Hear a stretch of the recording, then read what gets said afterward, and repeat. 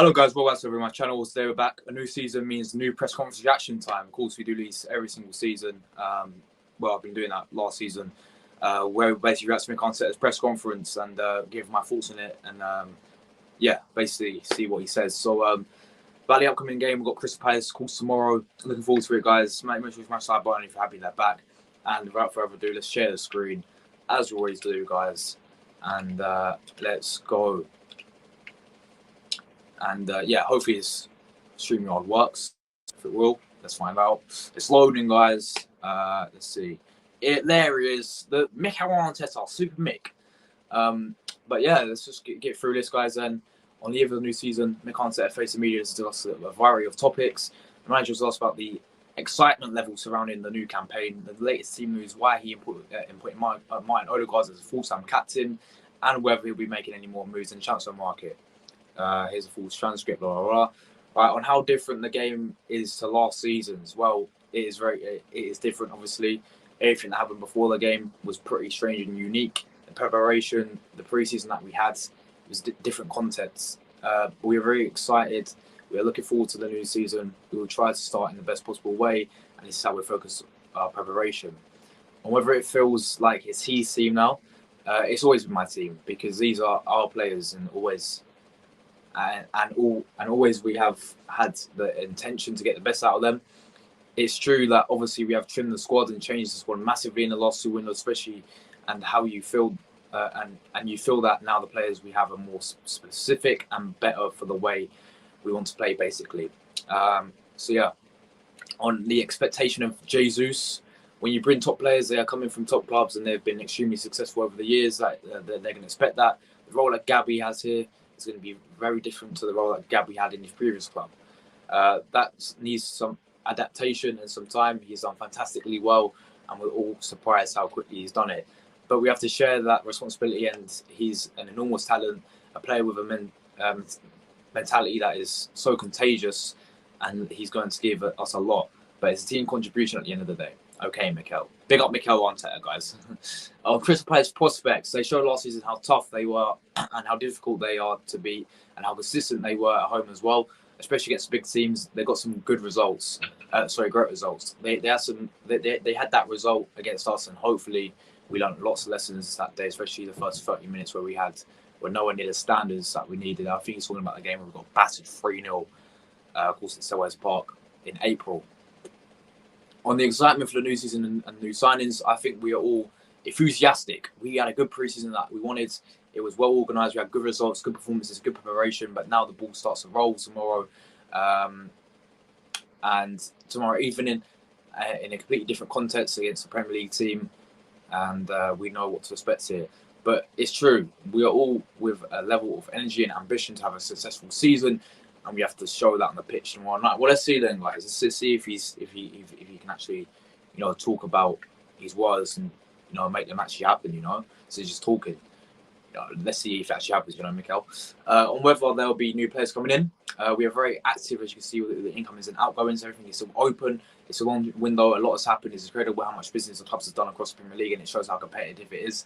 And this season is not going to help us stop that. Players are going to need to leave, some others to move, and everything's still open. So yeah, I think we'll be signing hopefully like players like. So for me, I think we need a new midfielder, someone's got lost Thomas Partey, maybe a backup right back for Tomiyasu. So I do think we're going to get new players in. And whether All or Nothing documentary was a distraction, no. Well, the distraction or the attraction was last year having them here every single day. At the end, we tried to work together, tried to make sure that whatever it's produced is the reality of how the football club is run, the passion of the people, the aims and responsibilities that we all have to make it work, how much we care and love the club, and how much enjoyment we're going to bring to our people. I really have to mention about this, right? All or Nothing Amazon. I watched it came at 1 a.m. and I watched all 3 episodes at 1 a.m. So I didn't go to bed like 4 a.m. yesterday, which is why I'm looking at this today. There's proper embarrassing moments for Arsenal that I found in there. Why are we playing music?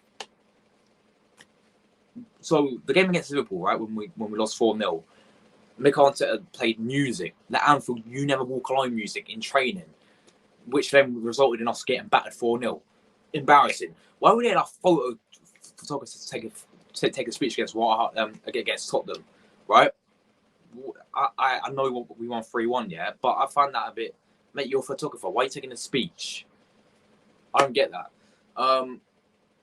And yeah, I just like, I found that a bit baffling. Why we're letting our club photographer taking a speech for from the derby. I know we won the game, but for me, I just found that baffling. But it was actually alright, all or nothing.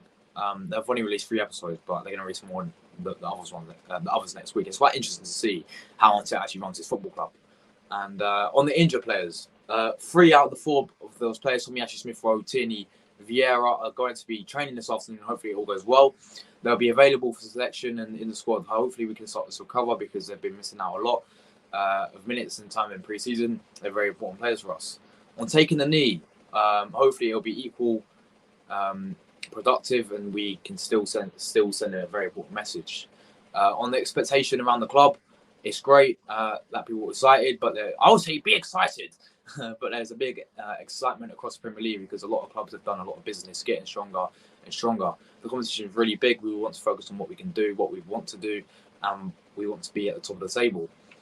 On the increased pressures as a manager, watching the pressure that I had in the last year after one game, I don't think it's going to be bigger than that. At the end of the day, people don't want to look at the context. They just want to look at the result and how we started. We're going to be judging whether we win football matches or not. It's simple as that. On Martin Odegaard as captain, this season we had the opportunity to do it in a way that I believe could work. Martin has been off 18 months, and in my opinion, has played represent the values. He's well respected by everybody around the team. He's admired by the staff, etc. He's experienced, even though he's 23. He has done it for the national team. He has a passion. So I'm very happy to him. He's enjoying that responsibility, and we need to support him. But it's a huge thing for him as well. My opinions on that, guys. I think he shouldn't have been captain. I think Kieran Tierney's the ideal captain, or Aaron Ramsdale. But it is what it is. On whether there is still a leadership group, there is. Wow, okay, Mikel, great answer, mate. On whether the heart surgery he had as a kid puts everything into perspective. There's another thing that he said. I think he made a team talk before. Was it Norwich? And he said about he almost died, which is quite sad when you really look at it. But sometimes you forgot that the cameras were there. That's what happen. That's what happened when you open up in the end. What is pressure compared with what? People that have jobs, well, the pressure much higher, because they make decisions that mean people can live or go to another place, live in their life. Sorry, not live in their live. What I'm on about.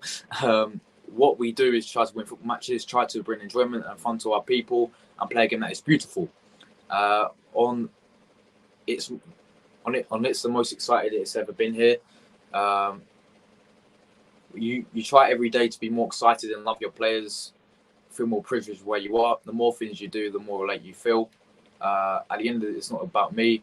It's about how we feel about what we're doing. We all feel an integral part of it, especially our supporters. When we do that, I always say it becomes very, very powerful. On when he asked Guardiola to sign Jesus and Zinchenko, I cannot say how it was, but I can tell you that this works both ways, and both parties will be happy to do that. He was telling me that it was 2 phenomenal people that he was losing.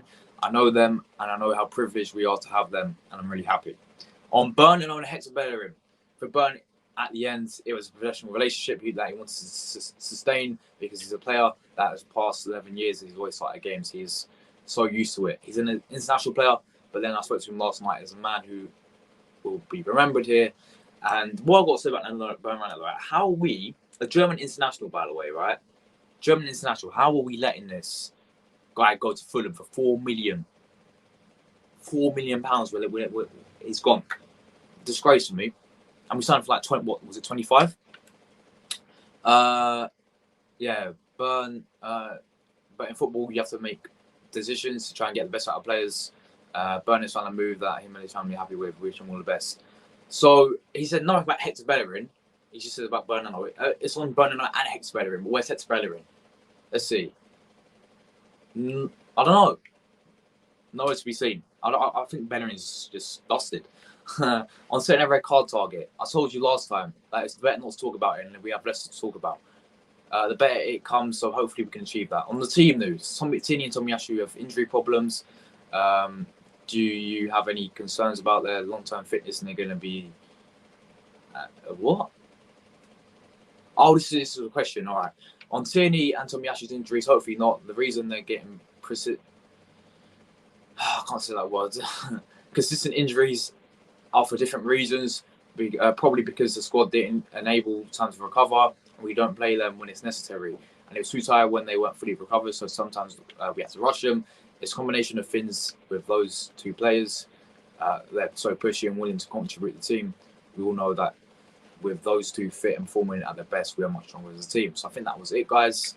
The press conference. Didn't ask anything that. What surprised me a lot is they didn't really ask anything about Patrick Vieira, you know, and how good he's made Crystal Palace. But anyway, don't worry about that, guys. Hope you guys enjoyed the first press conference reaction. If you guys want me to do these consistently, every single game, I'm going to try my best to do it consistently. Make sure to smash that button, subscribe if you're new. Comment, I'll see you guys on my match reaction after the game.